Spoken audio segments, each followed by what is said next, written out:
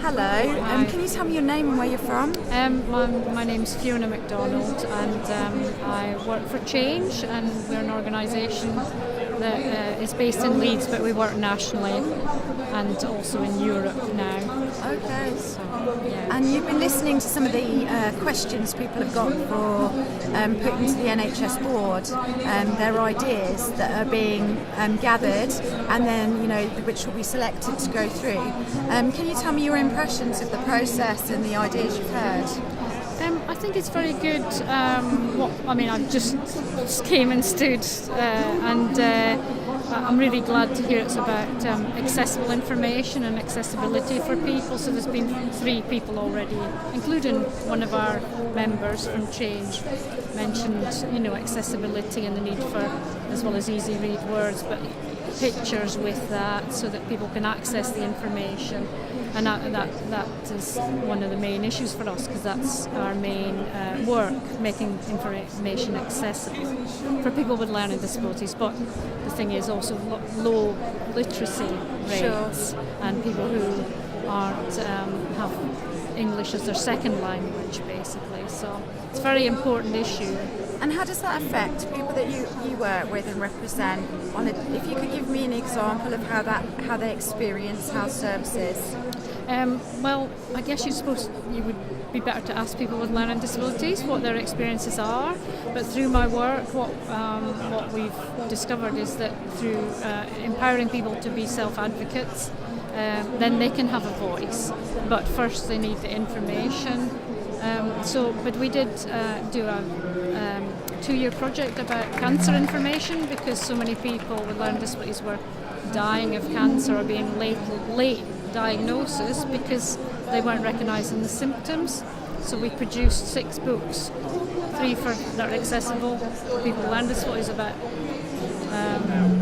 cancer, the sort of symptoms and screening. The middle one was about diagnostic tests and cancer treatments, and the third was about palliative care and bereavement, and 3 books for carers also, to support people through those processes.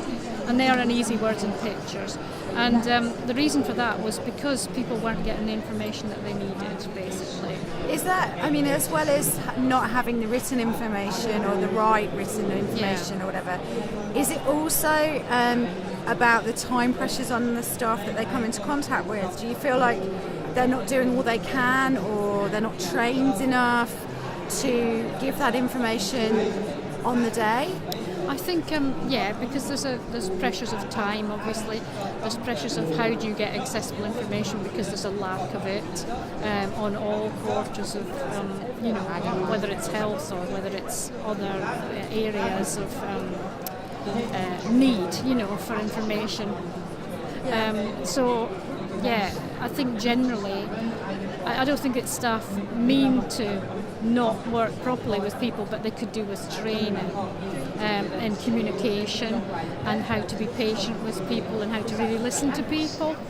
So because I'm a real novice to this area, if someone say, and obviously, colleagues of yours from your organisation are being webcast as well, so we have captured that. But in your experience and what people tell you, would someone's note say this person has a learning disability and they need extra time for a consultation? I think the problem with that is that some people have an obvious learning disability and other people have a less obvious learning disability. Right. And also a lot of people would not, we find that with parents with learning disabilities, in that they're not they're not accessing social care in any way, right? But they then end up sort of coming into contact with social care professionals when they have children. So people with learning disabilities making families, having children, and having a normal life, and then suddenly not coping with being parents, and then ending up getting their children taken away because they're not given the support, but they're kind of so access to services in terms of support are only happening in a negative sense, not in the kind of free support way. Yeah.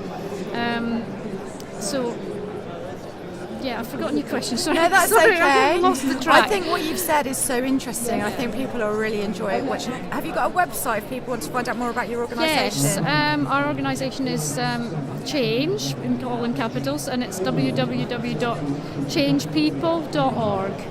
Thank you very much. All right.